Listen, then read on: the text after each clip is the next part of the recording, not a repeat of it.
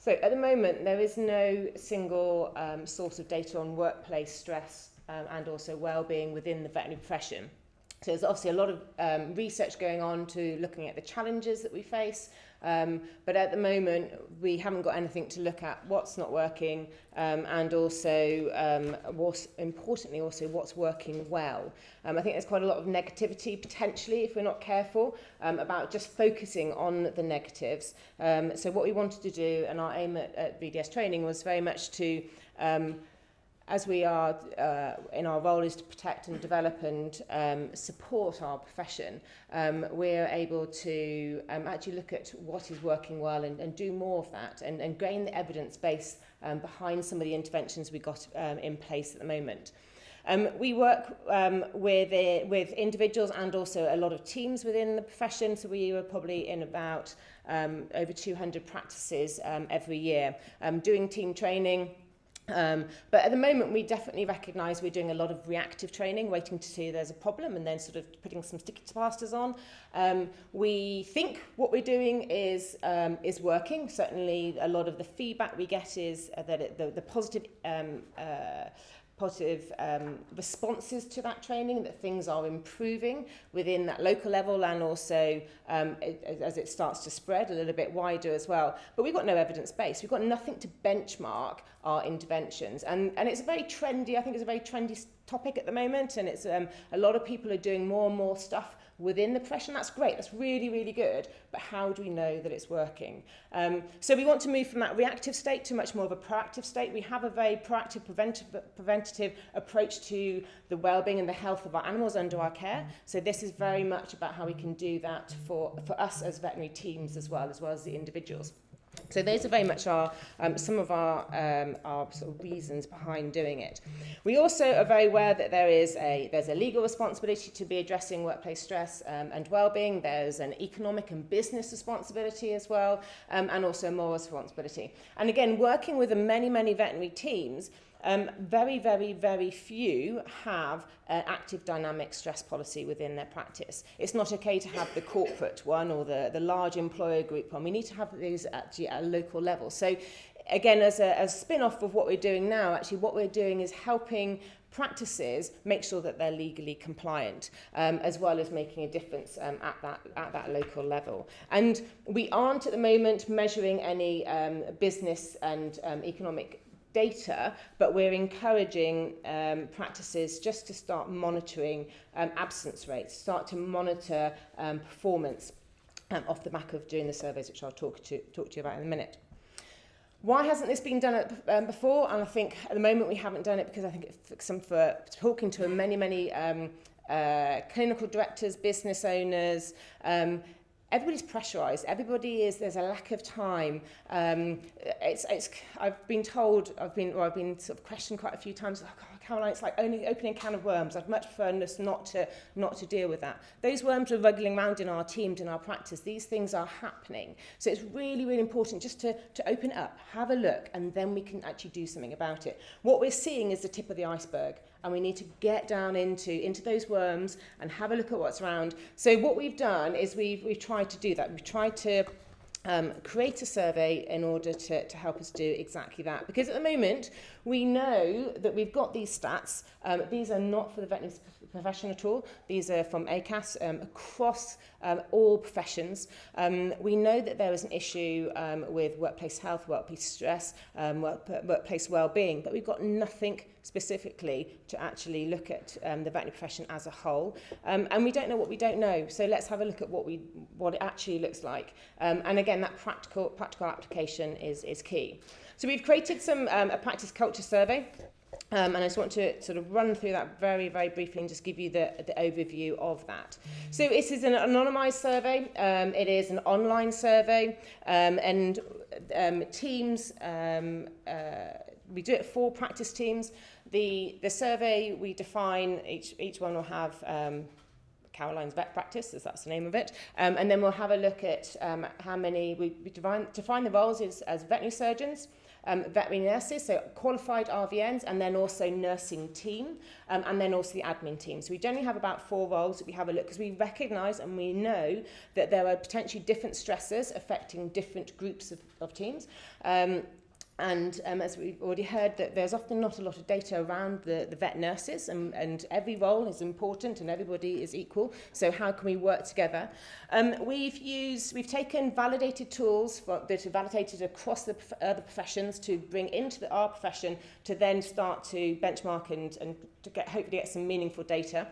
So we've used the HSC indicator tool, which looks at the demands that people are under, how much control they have, the degree of support, the role of the relationships, how much change there is, and also do people understand their roles as well. We have added on to that the Utrecht 3, which is the short version of organisational health, looking at vigour and absorption at work, and also the World Health Organization 5, which is the measure of individual wellbeing. So we put more together to create an online survey, which, as I said, is an anonymised survey. So we need to have at least 3 people in each of those different roles within a team in order to define them. So what we can't do is be able to identify individuals' responses within the team. If there's a team of less than 7 people, we've just put everybody together, because the roles are probably going to be much less defined in that workplace itself.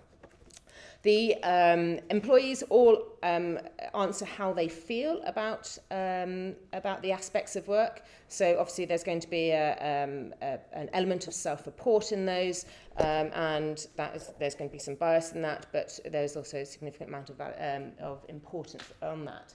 So this is our sort of process. So we have the anonymous survey. Practices are given a couple of weeks in order to complete it. There's a point of contact within each of the practices. We then collate the results. We create a bespoke report which goes to the clinical director, the practice manager, the whoever is the point of contact within that practice.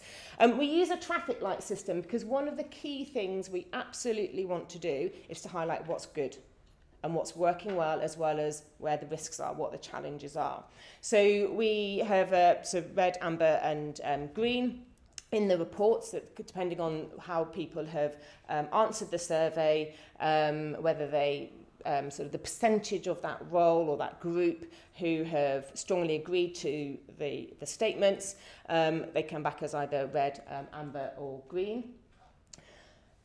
It is really key to make sure that the person receiving that report doesn't feel, gosh, this is now everything, I need to fix this.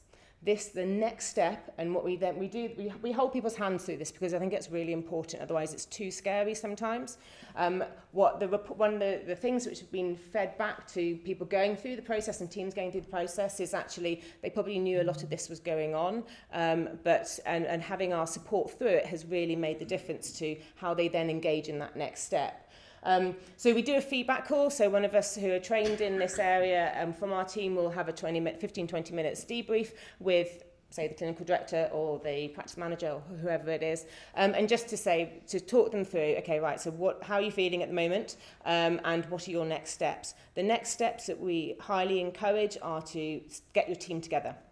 Because some of the responses will be, it might be that one of the responses might be that it's a very intense, it's a busy practice, and so the statement might be red, which means that you need to do something about it, or to understand the response and address what intervention you could do.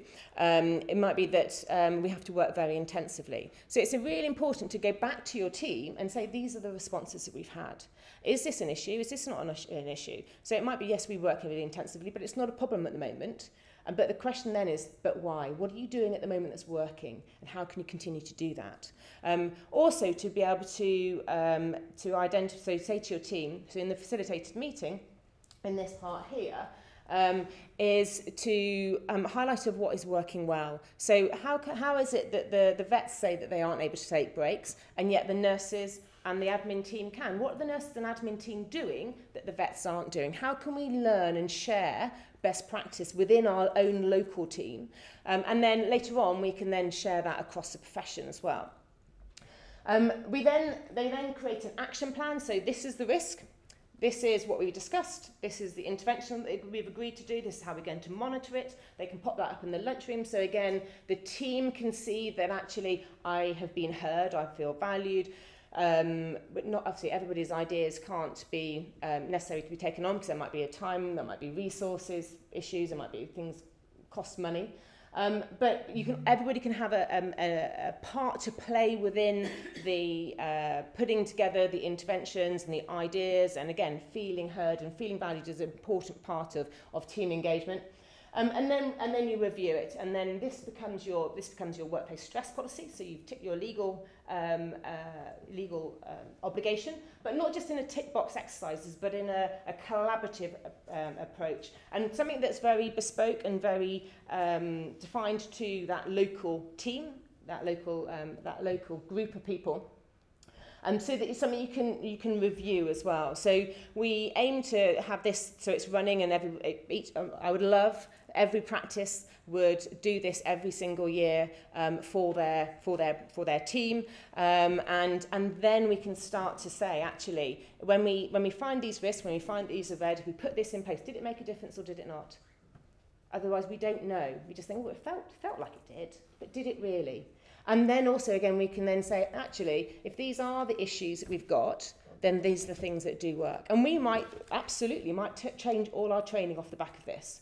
Because at the moment, we don't know. We've got nothing specific. We try and measure it as much as possible, but until we have a big database to be able to benchmark, we don't know. So that's really important to us at VDS Training, is to be able to have that evidence-based approach to things.